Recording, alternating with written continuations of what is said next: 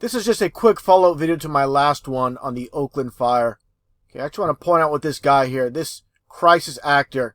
Once you understand this guy is lying, he's not telling the truth, then you have to question the whole entire story. I'm not saying, of course, a fire didn't take place, but it doesn't mean people actually died. And again, once you understand his story does not make sense, does not add up, you have to question the whole entire story. Let's take a look at this from the very beginning. Been able to speak to one man who was forced to leave an injured friend behind.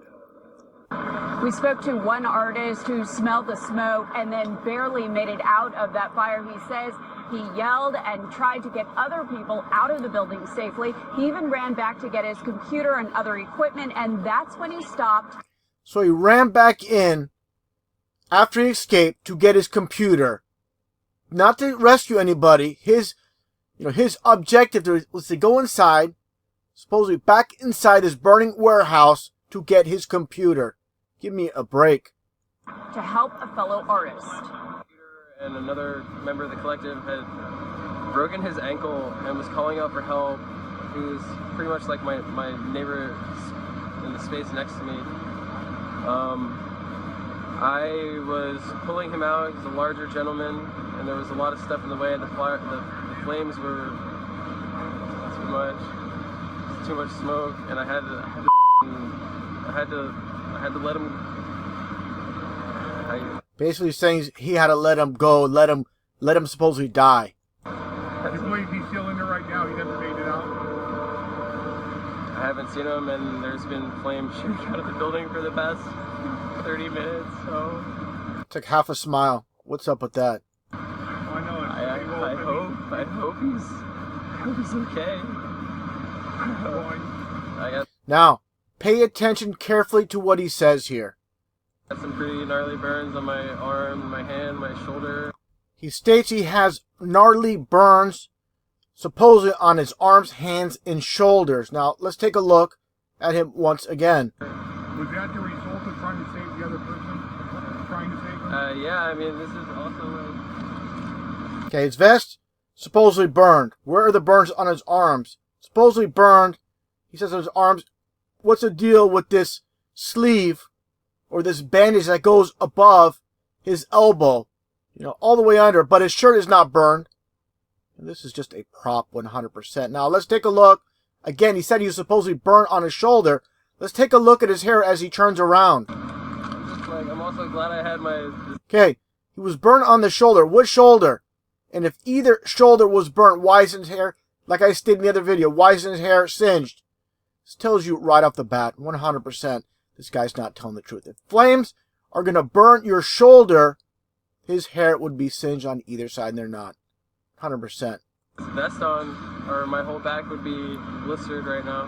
Why is he wearing sunglasses at night? And during this whole entire interview, he doesn't act like he's in pain whatsoever. Supposedly being burned on his arm, hand, and shoulder, and no pain, no grimace, no nothing.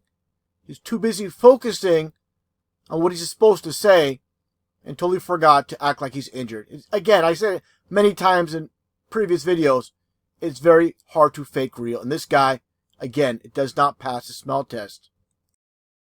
And just for reference, I'm going to play a previous video with this crisis actor named Marcus Weaver with the supposed shooting in Aurora, Colorado from a few years back. The same tricks are being played on the masses over and over again. They use these supposed victims that are nothing more than actors. And again, for those that have eyes to see, it's going to be very obvious.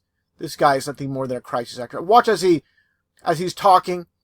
Again, no grimacing, no signs of pain whatsoever. He flaps his arms around like he's a bird or something, and you can see that this is nothing more than a prop, nothing more than garbage. Take a look at this video. For those that have not seen it, you'll see this man is nothing more than a fake, phony, and a fraud. When he first came out, it was after the smoke bomb had went across the theater.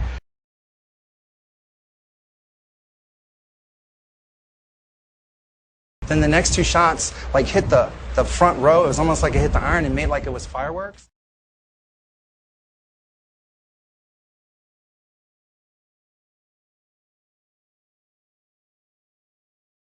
and it hit the other side, and it was smoky, and it was smelling. We all thought that maybe it was a prank or something that went along with the movie.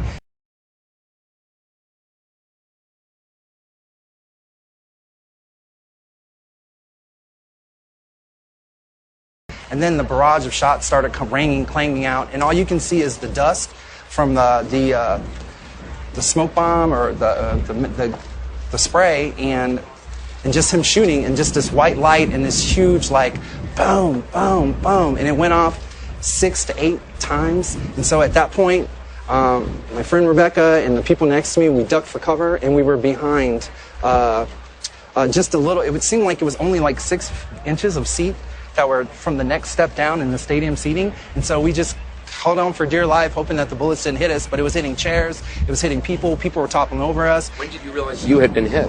I didn't realize I was hit until actually I got outside, but I think So you didn't feel the bullet enter you? No, I think that I had such an adrenaline rush until I got outside, and everybody was coming to me, are you injured, are you injured?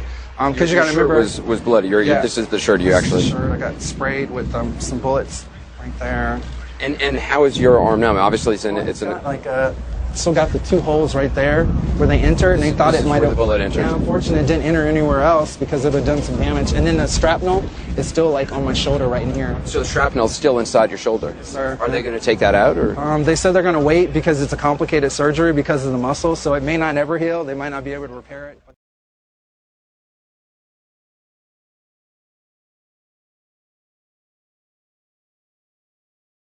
How was your friend? My friend, she's still missing. Her name is Rebecca Wingo, and there was a report somewhere on Goodwill where they're looking on the internet, her friends and family, and her dad has called me, and so they've been searching the hospitals, and she's yet to be found. What happened was when we got up off the ground, there was a moment where he stopped shooting, and so I picked her up, and she had blood all over her face, and her body was bloodied, and she was unconscious, so I tried to pick her up with my left hand and get her through the row, but there were people trampling over the seating coming down. There were people in my aisle who were like laying down, injured, dead, crying. I mean, it was awful. So I ended up tripping and then had to set her down. And then at that point I realized once he started shooting again, that's when probably I might have got the injury, because when I was laying down, I was on this side where the bullets were coming, so it had to be during that period. Then I ran out, and there were 3 other movies trying to merge to get out the door.